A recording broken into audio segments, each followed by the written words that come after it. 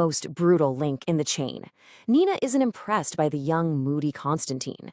No, she is completely starstruck by Trigorin, a famous, successful writer, who is, get this, Arkadina's much younger boyfriend. Nina sees him as the ticket to the famous life she's always dreamed of.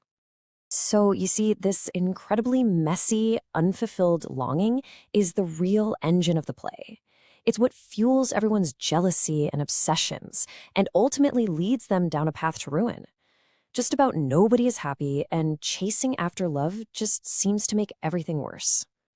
Okay, let's switch gears to the play's other massive conflict, which is just as passionate, really. It's this battle over what art is even supposed to be. And it's not just a friendly debate, it's a full-on generational war, and it's being fought on this tiny little stage in the middle of nowhere.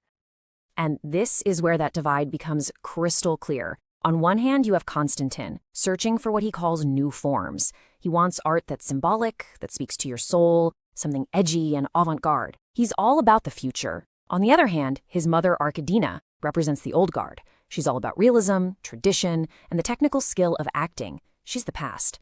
And this clash, it's about way more than just personal taste. It's about who gets to define art itself. And all of this brings us to the play's title and its most powerful symbol, the seagull. Now, this is so much more than a bird. It's an idea that completely transforms throughout the play, and its journey perfectly mirrors the tragic fate of one of our main characters.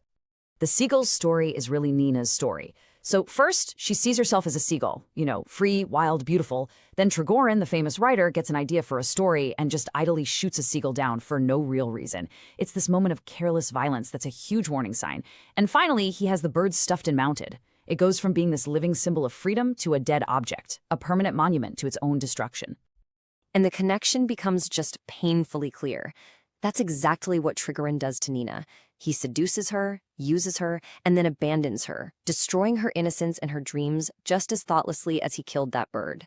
She becomes the stuffed seagull, a symbol of a life and a dream that were carelessly broken. So, why on earth are we still talking about this play more than 100 years later? Well, because The Seagull wasn't just another story. It was a revolution. It literally changed the